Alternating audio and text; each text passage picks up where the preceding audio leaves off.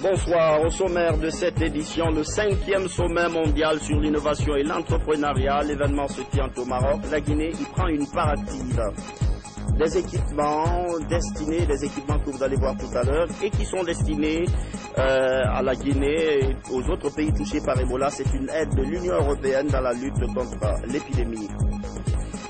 Et puis un conseil pour les artistes guinéens, si vous voulez que vos clips passent à la RTG, c'est simple, il faut qu'ils reflètent la culture guinéenne. Voilà pour les titres. Madame, Monsieur, bonsoir et bienvenue dans cette édition qui s'ouvre avec un léger retard, on s'en excuse. Tout d'abord, ce message départ du président de la République, professeur Alpha Condé, adressé à son Excellence Monsieur Tamam Salam, président par intérim de la République libanaise. Monsieur le Président, à l'occasion du 71e anniversaire de l'indépendance de la République libanaise, je tiens à adresser à votre Excellence, ainsi qu'au peuple et au gouvernement libanais, mes chaleureuses félicitations, auxquelles je joins celles du peuple et du gouvernement guinéen. Je saisis cette heureuse occasion pour vous réaffirmer ma ferme volonté d'œuvrer davantage au renforcement et à la diversification des liens d'amitié et de coopération existants si heureusement entre nos deux pays. En vous souhaitant mes vœux ardents de santé, de longévité, ainsi que ceux de paix et de prospérité pour le peuple ami libanais, je vous prie d'agréer, Monsieur le Président, l'expression de ma haute considération. Signé professeur Alpha Condé, président de la République, chef de l'État.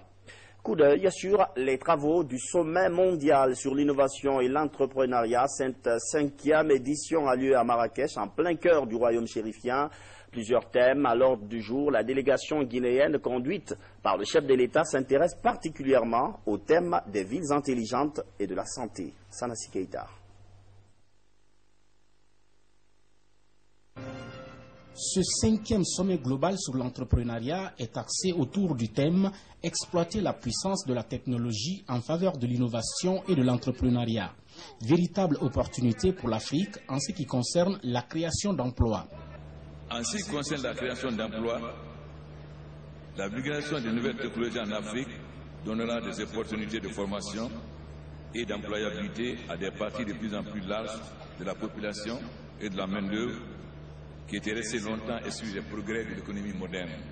Le renforcement de la coopération entre les pays est indispensable pour la réalisation de cette vision pour l'Afrique, celle du développement des nouvelles technologies. Pour la réalisation de cette nouvelle vision pour l'Afrique, il convient également de mettre l'accent sur la nécessité de la coopération internationale, aussi bien nord-sud que sud-sud, y compris l'intégration régionale. Au-delà de la science technique et financière, le renforcement du partenariat économique et commercial entre les nations est essentiel au transfert de technologies et à l'ouverture des marchés des pays industrialisés et des pays émergents aux entreprises des pays en développement. À cet égard, nous avons accueilli avec satisfaction le programme Young African Leader Initiative du président Obama, qui a permis à des jeunes entrepreneurs guinéens dynamiques de bénéficier de l'expérience théorique et pratique des plus grandes entreprises américaines et de promouvoir ainsi l'innovation, les investissements, la croissance et la réduction de la pauvreté. Pour cette initiative de développement des technologies de l'information, plusieurs projets ont été engagés en Guinée par le chef de l'État pour permettre aux jeunes d'avoir une large maîtrise des outils informatiques. La connexion de l'ensemble des établissements secondaires, professionnels et supérieurs à l'Internet est déjà en cours de réalisation. Une autre initiative en cours de réalisation en Guinée, en collaboration avec le groupe Bolloré, consiste aussi à encourager le développement de nouvelles technologies par la création autour d'une ligne chemin de fer de Blue Zone entièrement indépendante en énergie, en eau et Internet. Ces Blue Zones qui permettront le développement d'activités économiques et socio-culturelles pour la jeunesse accueilleront des systèmes technologiques qui sont des espaces dédiés au développement et à la création de nouvelles entreprises innovantes. Ces centres permettront à ces entreprises de valider leur innovation en situation réelle et de trouver des partenaires. Une première cité technologique a déjà été inaugurée à Conakry et d'autres vont suivre. La Guinée est en train de se doter de 2000 km de fibres optiques permettant l'accès à l'Internet et aux nouvelles technologies de l'information pour l'ensemble de nos populations. Nous évoquons ces projets dans le but d'encourager les participants de cet important sommet à nouer des partenariats technologiques et financiers avec les entreprises guinéennes pour impulser l'innovation. Encourager les investisseurs étrangers à nouer de solides contacts avec les entreprises guinéennes dans le but d'impulser l'innovation. L'innovation pour apporter une touche dans le développement socio-économique de la Guinée. À marge de ces travaux, le président de la République a accordé quelques audiences. Professeur Alpha Condé met au cœur de ses déplacements l'intérêt du peuple guinéen. Sanassi Keita. Soutenir les efforts du président de la République dans la création de petites et moyennes entreprises en Guinée. C'est la principale configuration de cet entretien de l'administrateur des PME des États-Unis d'Amérique, le professeur Alpha Condé. J'ai bien aimé cet entretien avec le président de la République. Il a une vision réelle du développement de son pays et il peut vraiment compter sur le soutien des États-Unis d'Amérique. Nous allons nouer de solides partenariats ensemble pour le bien-être de nos peuples, car la Guinée est un pays qui a besoin d'accroître son économie pour faire face à ses besoins au profit de son peuple. L'administrateur de petites et moyennes entreprises des États-Unis d'Amérique n'a pas manqué d'exprimer son soutien au professeur Alpha Condé.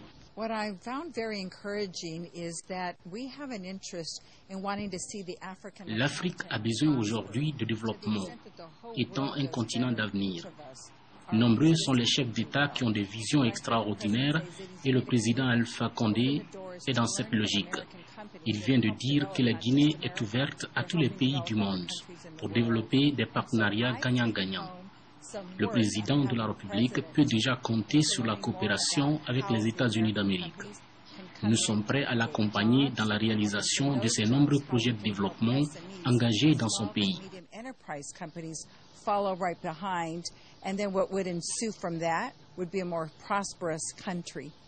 Enfin, le président de la République a reçu en audience le ministre marocain des Affaires étrangères. La diversification des relations entre la Guinée et le royaume chérifien était au centre de ces échanges qui ont duré plus d'une quarantaine de minutes. Et puis cette note du bureau de presse de la présidence de la République pour nous informer que le président de la République française, son Excellence M. François Hollande, effectuera à compter de la semaine prochaine une visite de travail et d'amitié à Conakry. Depuis le début de la crise, vous le savez, depuis le début donc de la crise Ebola, la France assiste la Guinée dans sa riposte contre l'épidémie. La visite du président français consacrera la mise en œuvre des actions du plan de lutte contre le virus Ebola dans notre pays. Certes, on a quelques dames entrepreneurs dans ce pays, mais globalement, la Guinée est un peu à la traîne dans ce secteur, globalement dominé par les hommes. Et pour rompre ce diktat, 62 jeunes dames viennent d'être certifiées après une formation, initiative de nos amis américains. Reportage de Safia Toukondé. Elles sont toutes jeunes et entrepreneurs. Elles célèbrent la journée mondiale de l'entrepreneuriat féminin. Ces jeunes filles réunies à l'ambassade des États-Unis reçoivent leur certificat en entrepreneuriat. Il ne fallait pas juste se dire que nous sommes des femmes, on ne peut rien faire, ou dire non, être entreprenante, ce n'est pas mon domaine, ou dire je ne suis pas capable de le faire, ou non, à l'université, j'ai fait sociologie ou droit, donc je me limite là, je n'ai pas fait le marketing. Moi, je me dis non. Au fur et à mesure, on apprend, on ne finira jamais d'apprendre, et quand on apprend, c'est pour nous. Donc moi, je préfère travailler pour moi-même. Au nombre de 62, ces filles prônent leur autonomisation à travers des projets déjà montés pour certaines. D'autres en cours d'élaboration seront accélérés, car un diplôme obtenu a tout son pesant d'or. Nous les avons initiés à l'esprit d'entreprise, ensuite à la création d'entreprise, après au développement d'entreprise et maintenant nous les certifions parce qu'elles sont aptes à se développer elles-mêmes, à créer leurs propres entreprises. Depuis des décennies, l'entrepreneuriat se féminise en Guinée. À travers le pays, nous comptons aujourd'hui une centaine de femmes chefs d'entreprise. À l'Assemblée nationale, on est entré dans l'examen des budgets sectoriels. Hier, le dossier du ministère de la Ville était sur la table. Le ministre plaide pour une augmentation de son budget 2015. Il évoque des projets urgents. François Lamar. À l'hémicycle, le ministre de la Ville et de l'Aménagement du Territoire est parti du document de la politique nationale de l'habitat appelé Habitat Vision 2021 pour justifier l'urgence dans l'exécution de sa mission. Mission qui privilégie l'actualisation du chemin national d'aménagement du territoire, l'appui et l'assainissement des villes et la promotion du logement social. Pour réussir le pari, en 2015, le ministre a plaidé pour l'augmentation de son budget sectoriel revu à la baisse, soit plus de 194 milliards de francs guinéens en 2015 contre plus de 206 milliards en 2014. Nous sollicitons que soit pris en compte dans la loi de finances de 2015 l'inscription d'un montant de 2 milliards 500 millions de francs guinéens pour le fonctionnement des services nouvellement créés.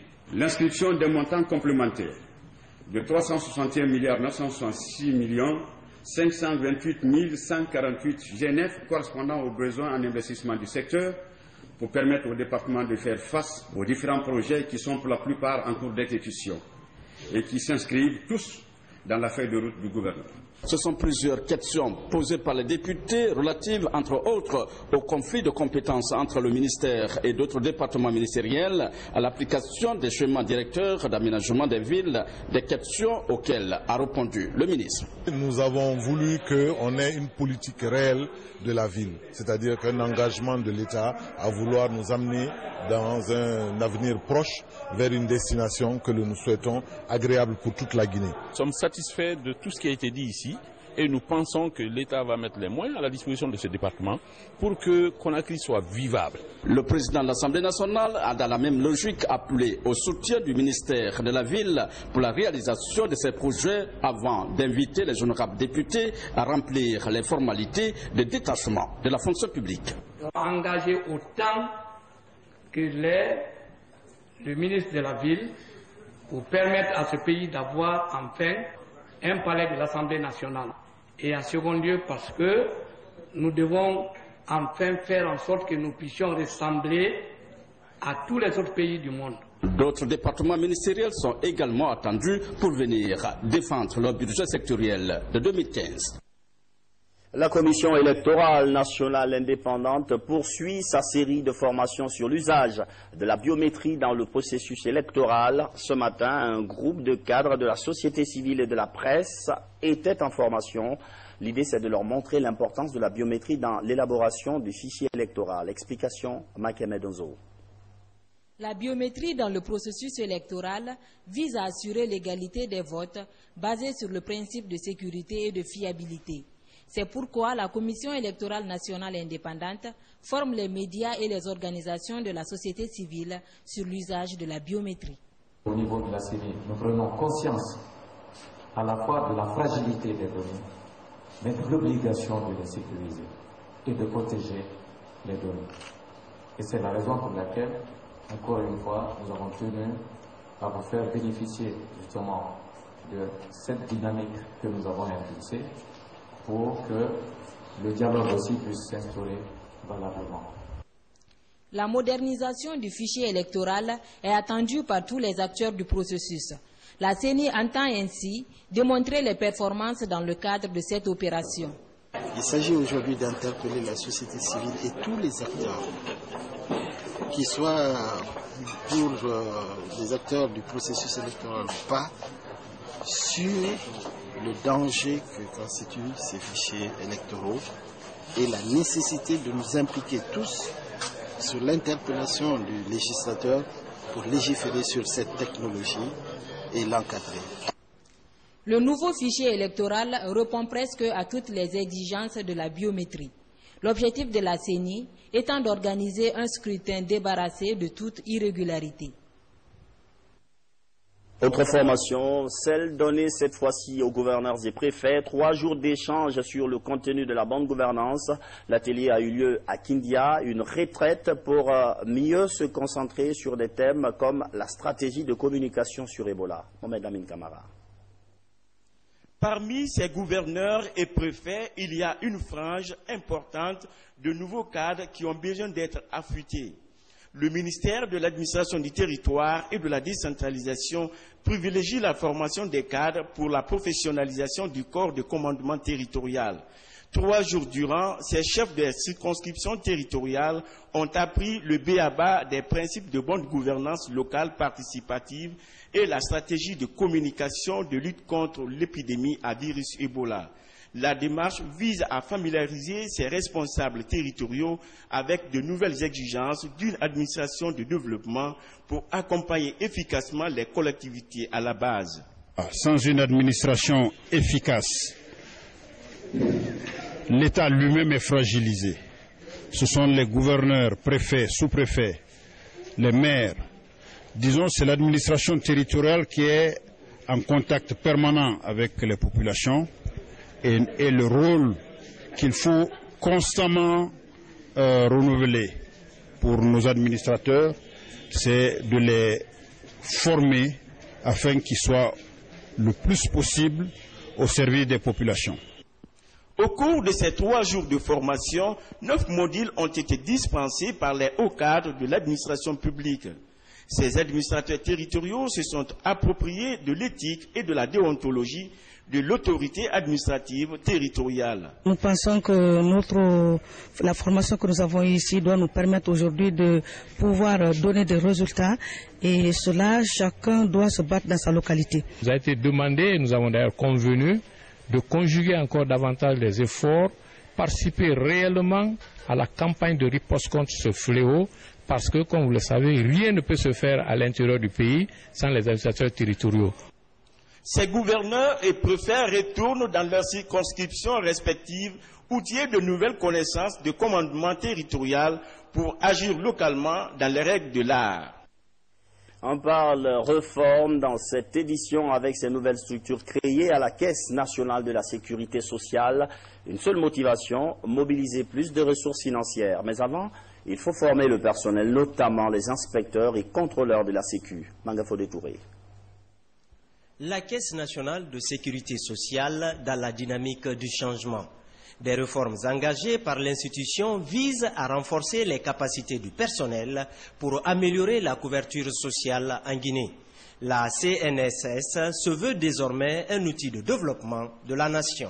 Cette autre formation des enquêteurs et des inspecteurs est une réponse à l'aspiration des autorités pour la pérennité des prestations et de la disponibilité des ressources financières. Nous avons déjà le corps des employeurs, les contrôles employeurs, et ces contrôleurs sont déjà rompus à la tâche. Mais nous devons les outiller davantage.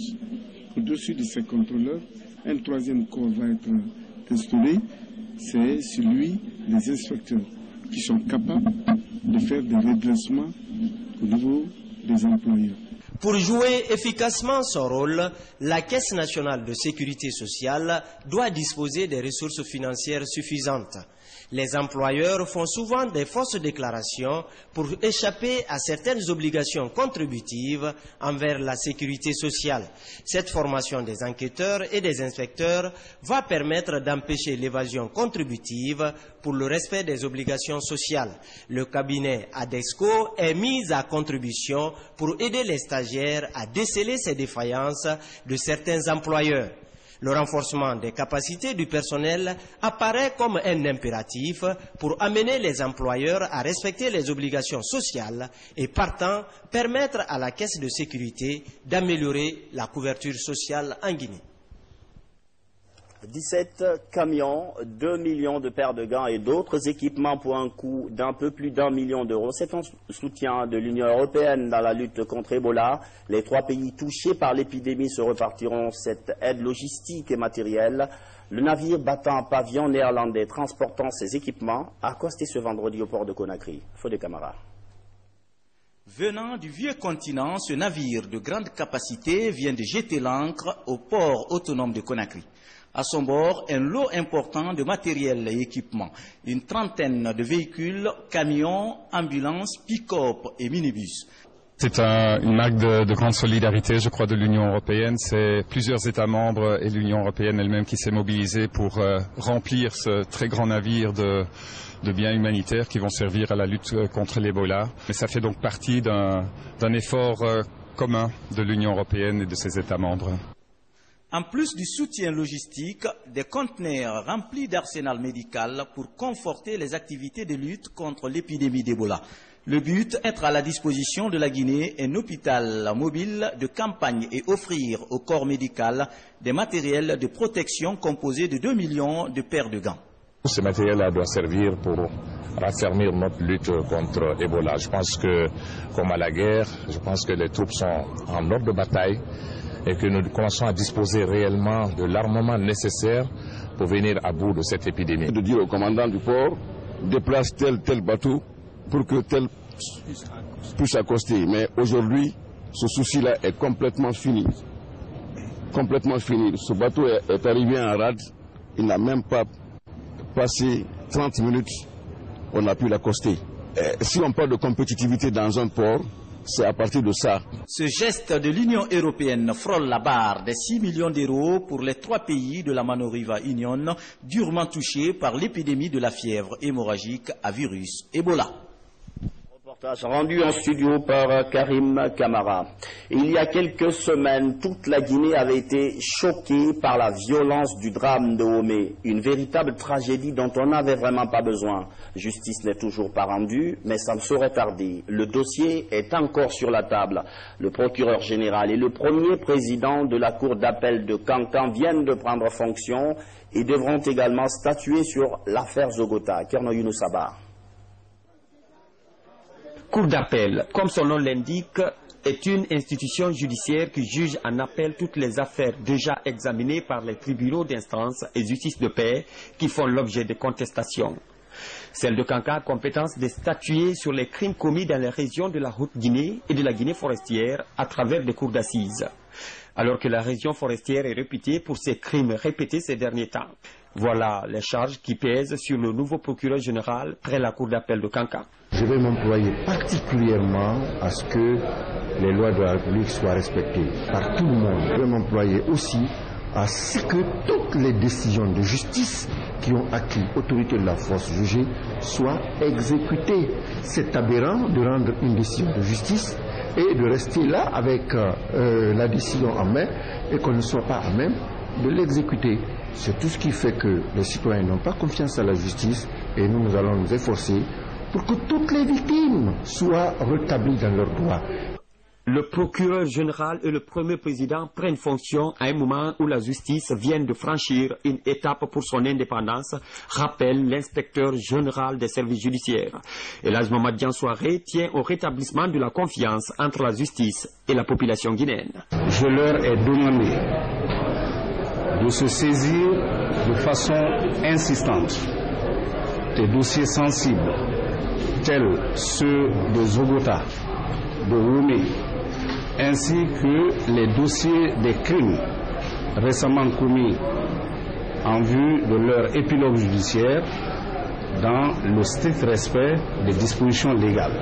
Les magistrats de Kankan m'ont fait la promesse ferme de répondre aux attentes du peuple de Guinée et de s'engager résolument dans cette tâche assignée pour que l'espoir et la confiance des populations de la zone forestière et de la Haute-Guinée reviennent à l'endroit de la justice. Le procureur de la République et le président du tribunal de première instance de Kankan ont été aussi installés dans leurs nouvelles fonctions. Ils devront désormais se focaliser à examiner tous les dossiers renvoyés devant leur juridiction. L'actualité, c'est aussi la célébration ce vendredi de la journée des pêches, une fête internationale dédiée cette année à la pêche artisanale. Le ministre Luceni Camara a fait une déclaration. Il salue le courage des travailleurs de la mer. Je vous propose de suivre un extrait. Pratiquée le long de nos 300 km de côte et dans les cours d'eau et mares à l'intérieur du pays, la pêche procure environ 50 000 emplois directs et près de 100 000 emplois indirects. Elle contribue à la mobilisation des recettes, à la sécurité alimentaire, à la création d'emplois et à la génération de revenus pour les communautés des pêcheurs de notre pays. C'est pourquoi le gouvernement, sous l'impulsion du président de la République, le professeur Alpha Condé, est résolument engagé à créer les conditions d'amélioration de la gouvernance des pêches grâce à l'adoption et à la mise en œuvre de bonnes pratiques en matière d'utilisation durable des ressources marines et côtières afin de réduire et éliminer les impacts négatifs des modes de gouvernance et des politiques de gestion des ressources marines et côtières, de renforcer les outils et les initiatives de gestion durable des ressources marines et côtières, de promouvoir les moyens de subsistance durable à travers les activités génératrices de revenus. Le Séné Camara, ministre de la Pêche, au micro de Abdul Karim Camara. L'intégralité, c'est tout à l'heure en fin d'édition. Troisième titre de l'actualité ce soir, cette rencontre hier à la RTG Coloma pour parler de nouvelles orientations dans la promotion culturelle. Un seul critère désormais pour qu'un clip passe sur nos antennes, il faut qu'il reflète la culture guinéenne. Un droit de veto du directeur général pour sauver ce qui peut l'être encore. Compte rendu de la rencontre, Younous Atawen Camara. Depuis quelques années, le constat révèle que la culture guinéenne a tendance à perdre son label sur le plan international. Les chansons, les pas de danse et même accoutrements ne reflètent pas de la culture des Guinéens. Pour corriger cette dérive, le directeur général de la RTG Coloma rencontre les artistes et promoteurs culturels afin d'échanger sur le sujet. La direction générale de la RTG a l'intention de valoriser et de vendre les images du patrimoine culturel guinéen sur le paysage médiatique mondial. La télévision nationale n'est pas comme la télévision privée. Nous sommes une télévision nationale guinéenne qui promeut exclusivement la danse, la chanson, le geste guinéen. On voit des clips des artistes, ils chantent Maninka, ils chantent Soso, ils chantent Pulaar, mais quand ils dansent, la danse n'est pas guinéenne. Ou bien, ils chantent Soso, ils chantent Maninka, ils chantent Pulaar, ils chantent Guerzé, ils dansent Guerzé, ils dansent Soso, ils dansent Pulaar, mais leur accoutrement, leur habillement n'est pas guinéen. À partir du 1er janvier 2015, aucun clip ne passera sur la télévision guinéenne si l'artiste ne chante pas guinéen, c'est-à-dire il chante Guerzé, Kissien, Soso, Maninka ou Pulaar, si en même temps il ne danse pas guinéen, si en même temps il n'est pas habillé comme un Guinéen. Pour mieux respecter cette nouvelle stratégie de la RTG, les artistes et promoteurs décident de mettre en place une commission de censure des clips avant leur passage sur les antennes de la radio-télévision guinéenne. Nous serons dans la commission qui va travailler dessus et nous serons rigoureux pour respecter cela parce que notre identité culturelle reflète cela. C'est pas pour nous, c'est pour la génération montante. Parce qu'aujourd'hui, tu vas passer une musique guinéenne, tu vas demander à la génération actuelle quel est ce rythme-là. Il ne peut pas l'expliquer.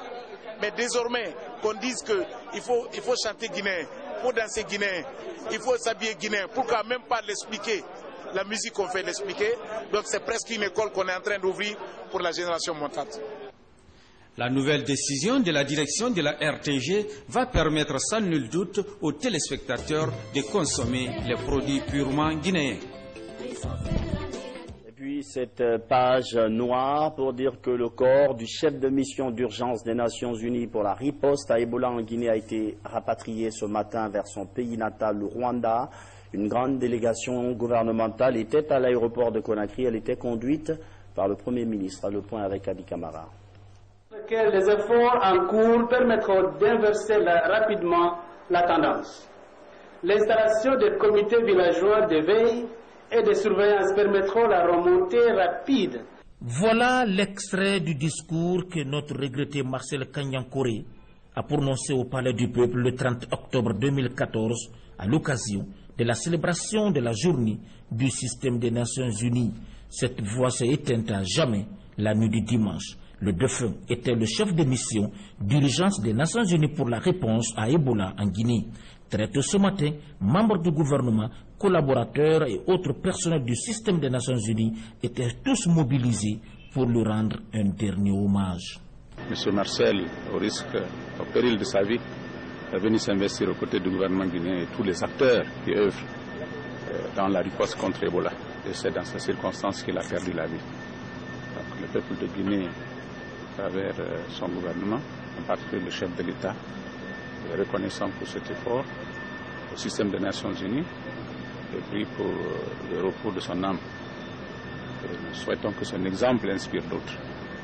Car il laisse derrière lui un peuple qui est mobilisé derrière le chef de l'État, pour que la cause pour laquelle il est venu s'investir en Guinée puisse être entendue, pour que ce combat soit remporté. Et si nous arrivons à ça, je crois que même dans son paradis, M. Marcel relèvera la tête.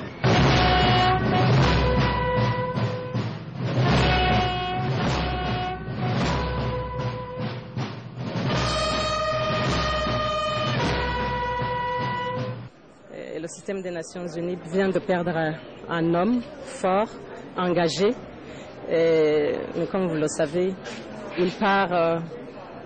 il avait fait juste quelques jours ici, mais il avait déjà marqué. Sa présence avait déjà montré beaucoup de résultats. Et pour nous, en tant que collègues, amis et frères, sœurs, nous allons continuer sur le chemin qu'il avait déjà tracé.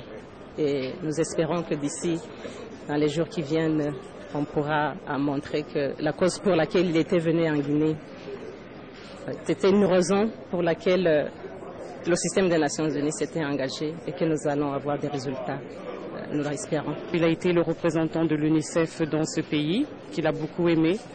Et j'ai aussi servi dans son pays, au Rwanda, pendant plus de 3 ans. Et donc, je sais qu'aujourd'hui, je suis soulagée de voir qu'il peut retourner au Rwanda, à Kigali. Et je remercie les autorités guinéennes de toutes les facilités qu'ils nous ont données et de l'honneur qu'ils lui ont donné aujourd'hui pour pouvoir se rendre dans son dernier séjour au pays des 1000 collines. Profonde tristesse, profonde tristesse. Marcel parmi nous fut tout d'abord un frère, un ami, mais un grand leader, un grand manager. Les quelques semaines qu'il a passées en Guinée ont permis de faire la différence. Oui, comme vous pouvez comprendre que c'est une occasion qui est très émouvante pour nous tous. Mais comme l'a dit la chef de la mission pour la riposte contre Ebola, nous sommes aussi soulagés parce qu'il va pouvoir rejoindre sa dernière demeure, il va pouvoir rejoindre sa famille. J'en profite aussi pour remercier le gouvernement pour toutes les facilités qu'ils ont mis à notre disposition afin qu'il puisse bien joindre sa famille. C'est après le recueillement suivi du rythme de la Numba exécuté par la fanfare nationale que le corps de Marcel a été embarqué à bord de cet appareil des Nations Unies, destination le Rwanda, pays qui a vu naître l'illustre disparu en 1955. Que la terre lui soit légère. Amen. C'est l'heure du grand repos pour un autre grand guerrier. François Falcon avait gagné sa dernière demeure cet après-midi au cimetière de Cameroun. Auparavant, son corps avait été exposé au musée national. François Falcon travaillait à l'Agence nationale de la lutte contre la corruption. Repose en paix, François. C'est la fin de cette édition d'information. Merci de l'avoir suivi. À demain.